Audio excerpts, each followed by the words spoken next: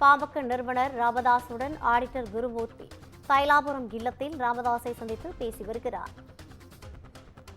பாமகவில் ராமதாஸ் அன்புமணி இடையே மோதல் போக்கு நீட்டித்து வந்த நிலையில் தற்போது இன்று இந்த மோதல் போக்கு முடிவுக்கு வரும் என்று பாமக நிர்வாகிகள் பெரும் எதிர்பார்ப்புடன் காத்திருக்கின்றனர். இந்த நிலையில் பாமக நிறுவனர் ராமதாசுடன் ஆடிட்டர் குருமூர்த்தி தைலாபுரம் இல்லத்தில் சந்தித்து பேச்சுவார்த்தை மேற்கொண்டு வருகிறார். சற்று முன்னர் பாமக நிறுவனர் ராமதாஸை அன்புமணி சந்தித்து பேசியிருந்தார். இதுகுறித்தான கூடுதல் விவரங்களை வழங்குவதற்காக நமது செய்தியாளர் சிவகுமார் இணைப்பில் இருக்கிறார்.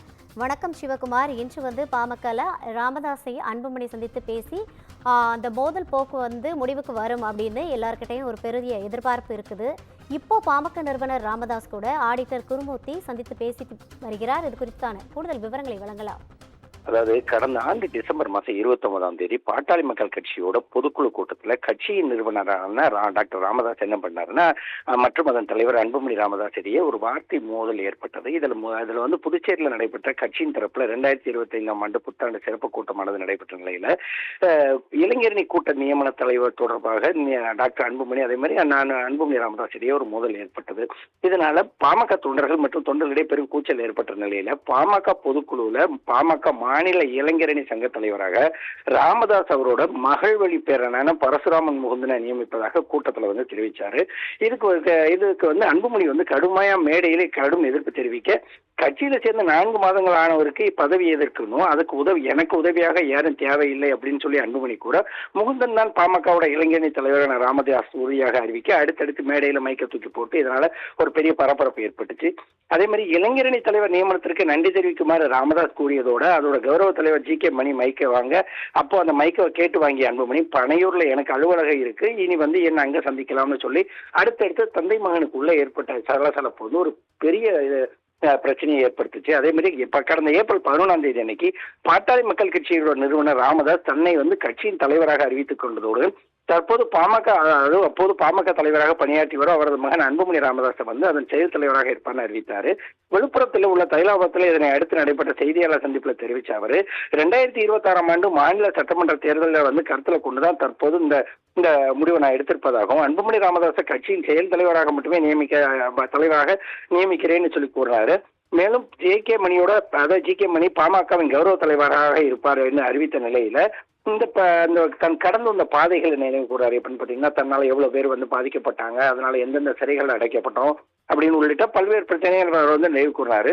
அதே மாதிரி அறிவிச்சிக்கப்பட்ட நிலையில அதன் பாமக பொருளாளரான திலகபாமா தன்னோட முகநூல் பக்கத்துல பாமகவில் ஜனநாயகம் படுகொலை செய்யப்பட்டுள்ளதுனும் இதுவரை மருத்துவர் ராமதாஸ் எடுத்த முடிவுகள் சரியாக இருந்ததாகவும் இம்முறை அதாவது அன்புமணி ராமதாஸ் அவர் எடுத்த முடிவு தவறாக இருந்ததாகவும் முகநூல் பக்கத்தில் தெரிவிக்கப்பட்ட நிலையில பாமக தரப்புல இதுக்கு கடும் எதிர்ப்பு கிளம்புச்சு. இதனிடையே எதிர்கட்சிகளுக்கு இது மிகவும் எளிதாக போன ஒரு சூழ்நிலையில இன்னைக்கு காலையில 11 மணிக்கு தலைவர் ராமதாஸ் அதே மாதிரி அன்புமணி ராமதாஸ் ஆகியோர் இருவருமே தைலாபுரத்துல சந்திக்கிறாங்க.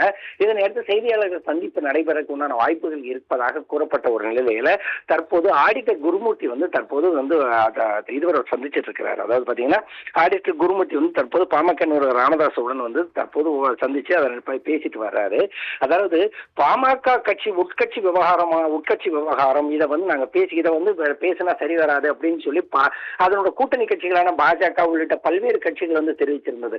ஆனா தந்தை மகனுக்கு இடையில உள்ள பிரச்சனைகள்ல பல மாதங்களாக தொடர்ந்து வரக்கூடிய சூழ்நிலையில இன்னைக்கு நடைபெறக்கூடிய இந்த கூட்டத்திற்கு பிறகு இந்த தந்தை மகன் மோதல் முற்றுப்புள்ளிக்கு வருமா, அதே மாதிரி பாத்தீங்கன்னா இதற்கு அடுத்த கட்டமா இந்த பாமகவோட கூட்டம் எந்த அளவுக்கு போகும், அதாவது அந்த பாமகவோட நிலை என்ன ஆகும் அப்படிங்கிறது இனிமேதான் தெரிய வரும்.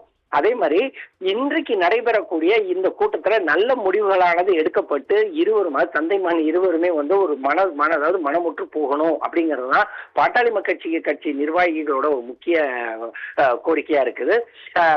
11 மணி அளவுல தொடங்கப்பட உள்ள இந்த கூட்டத்தோட முடிவுகள்ல என்னென்ன அறிவிக்கப்படுது, அதே மாதிரி இப்ப செயல் தலைவரா யார் இருக்க போறா, அதே மாதிரி தலைவரா யார் இருக்க போறா, அதனை அடுத்து வரக்கூடிய என்னென்ன முடிவுகள் எடுக்க போறாங்க அப்படிங்கிறது 11 மணிக்கு மேல நடைபெறக்கூடியதுல தெரிய வருங்க. விரிவான தகவல்களை வழங்கியமைக்காக நன்றி சிவகுமார்.